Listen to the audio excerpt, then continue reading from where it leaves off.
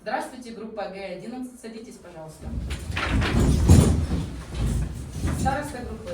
Кто отсутствует на уроке? На уроке все присутствуют. Хорошо, садитесь.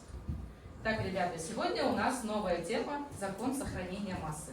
Перед тем, как перейти к новой теме, давайте разберемся с химическими явлениями, то есть с предыдущим уроком. Сейчас на доске будут перечислены явления. Вам надо будет определить, какое из этих явлений химическое, а какое физическое. Я буду читать, а вы будете отвечать. Первое явление – это у нас скисание молока. Какое это явление? Химическое, верно. Подгорание пищи на сковороде. Химическое. Третье – испарение жидкой ртути. Химическое явление, так как это ртуть у нас жидкий металл. Почернение серебряных изделий. Физическое явление. Очень хорошо. Так. Мы знаем то, что есть в химии химические уравнения. Каждое химическое уравнение имеет свои условия. Условия таковы. Первое – это у нас соприкосновение, измельчение или перемешивание. То есть мы перемешиваем, либо соприкасаем два реагента друг с другом. Второе – это нагревание. Нагревание, то есть при температуре. Третье – это у нас увеличение или уменьшение давления. Давление маленькой буквой П. Четвертое – облучение. То есть здесь мы можем привести пример фотосинтеза. То есть при свете. Пятое – это у нас электрический ток или заряд. Шестое – это у нас катализ.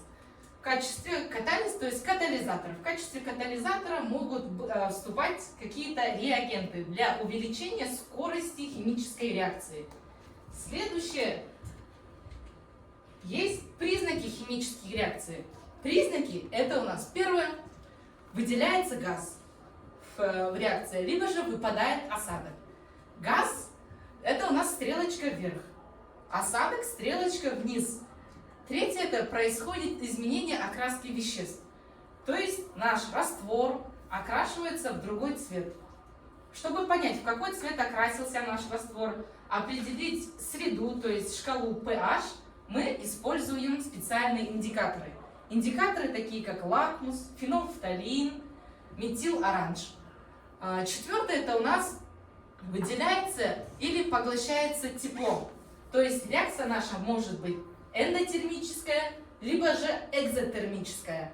И пятое – это у нас появление запаха. Резкого или ядовитого, то есть специфическое. Каждое химическое уравнение, химическая реакция имеет свой специфический запах. Об этом и говорится. То есть все это признаки химических реакций. Вам понятно? Да. Хорошо. Теперь перейдем к нашей новой теме. Это у нас закон сохранения массы. Что такое закон сохранения массы? На доске вы видите масса веществ, вступивших в реакцию, то есть это у нас с левой стороны нашего химического уравнения, будет равна массе веществ, получившихся в результате реакции. То есть, простыми словами, сколько вещества вступило в реакцию, столько же вещества образуется в химической реакции. Михаил Ломоносов трактовал закон сохранения массы так. Масса веществ, вступивших в реакцию, равна массе образовавшихся веществ. Запишите, пожалуйста. Пока вы будете записывать, я раздам вам карточки. Карточки раздам, и вы должны будете в течение урока отвечать на эти карточки.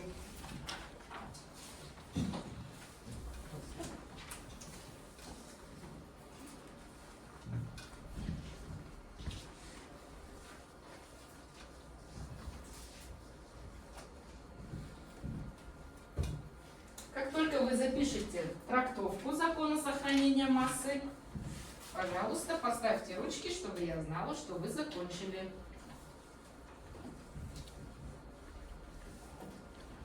Передайте, пожалуйста.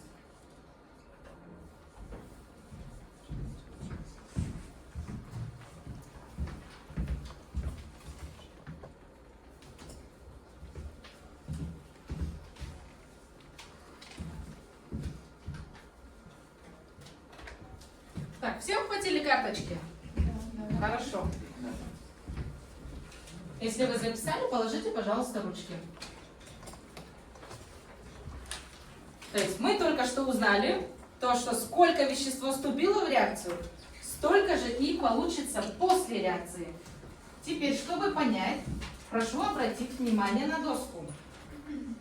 Здесь приведен пример разложения молекул воды. Формула воды это у нас как? H2O, верно.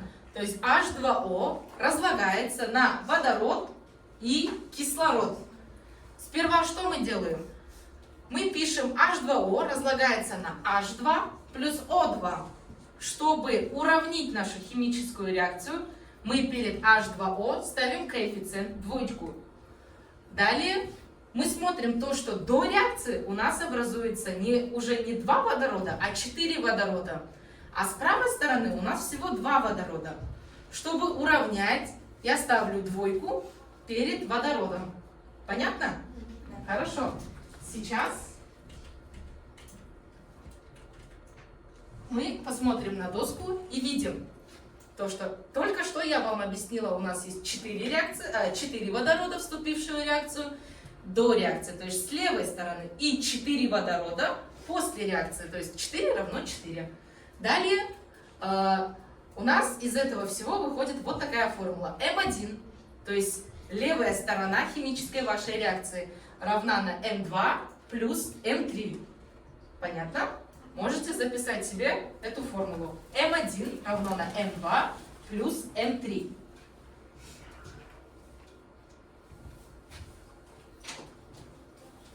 Записали? Да. Хорошо. Теперь давайте попрактикуемся. Попрактикуемся в программе Quizlet. Сейчас я открою программу Quizlet и позову желающих выйти. В Quizlet у нас, дети, 29 карточек. Сейчас я зачитаю некоторые из них. Закон сохранения массы веществ до Эйнштейна и после. То есть вам надо будет дать формулировку, то есть трактовку, что это такое, для чего используется и так далее. Суть закона сохранения массы вещества. Это у нас карточка под номером 5. 6. Закон сохранения массы и энергии. Дальше практическое значение закона сохранения массы веществ. Сейчас выйдет, пожалуйста, к доске Айханым. Иван, вы выйдете. Абель Мансур и кто еще желает? Лаура, пожалуйста, выходите. У вас будет задание по методу подбора. Сейчас на доске. Пожалуйста, проходите. Нажимаем «Начать игру». Это вы можете сесть. Иван, можешь сюда встать, чтобы вам было удобно. Как вы видите, время идет. Видите, здесь секунды. Время идет. Вам надо будет подбирать. Когда вы подбираете, будьте любезны Ивана оговаривать. Хорошо? Начинайте. 3 положения закона сохранения массы веществ. Первое положение. Общая масса и энергия в системе остаются постоянными. Второе. Масса и энергия могут быть преобразованы одна в другую. Третье. Энергия, произведенная или потребленная в типичной химической реакции, составляет незначительное количество веса. Да, хорошо. Быстрее, так как время идет. Исходные вещества, принимающие участие в химической реакции, называются реагентами. Новые вещества, образующие в результате химической реакции, называются продуктами. Сущность химических реакций.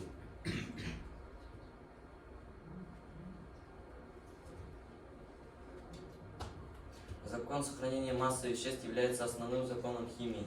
Все расчеты по химическим реакциям производятся на его основе. Именно с этим открытием законы связывают возникновение современной химии как точной науки. Хорошо.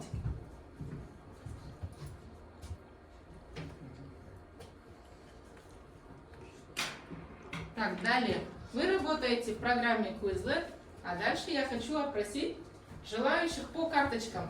В начале урока я вам раздавала карточки. Сейчас вы будете отвечать на эти карточки. Прошу вас, Алина.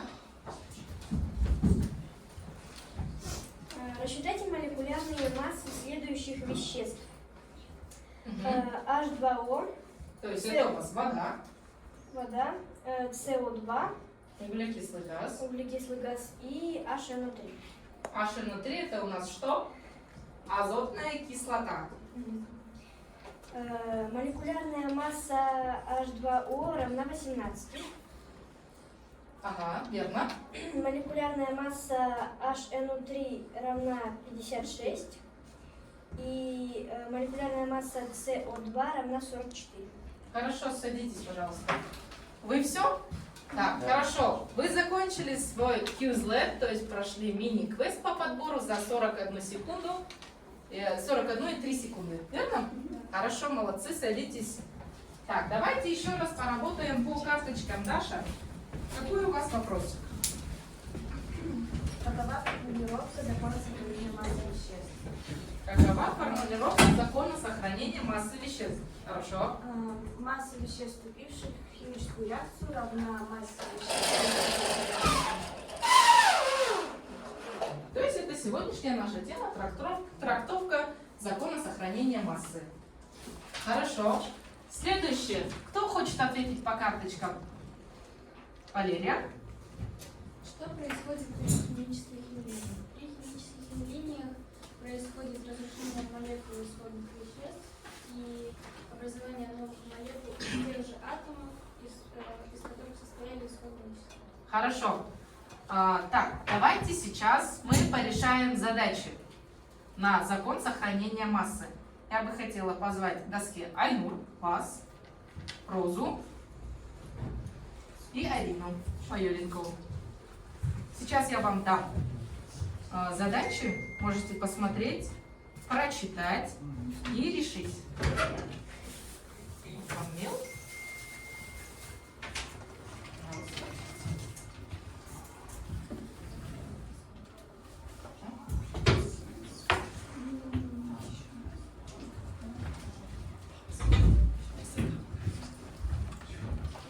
Выключите, пожалуйста.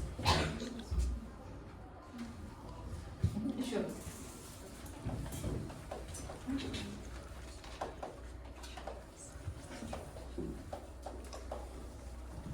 Так, хорошо. Прочитайте условия задачи. Первое. 2010 грамм ртути смешали с 330 граммов серы в образовавшей смеси, содержащего сульфид ртути и 10 граммов не прореагировавшей серы. Хорошо. Роза, у вас? Дайте массу получившего в реакции сульфида. Смесь 20 грамм водорода и 160 грамм кислорода подожгли. Вещества прореагировали полностью. Найди массу образовавшейся воды. И соединяется серой в массовом отношении 2 к 1. Вычислите массы исходных веществ, которые потребуются для получения 15 грамм сульфида меди. Хорошо.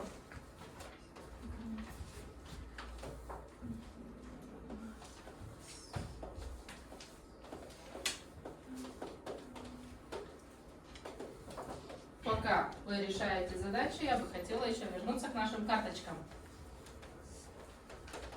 Кто ответит по карточкам? Катя, прошу вас.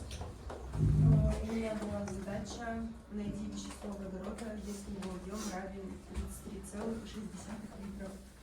Я нашла по формуле объема V деленное на Vn. Ага. У меня получилось 33,6 я разделила на 22,4, у меня получилось 1,5 литра. Хорошо.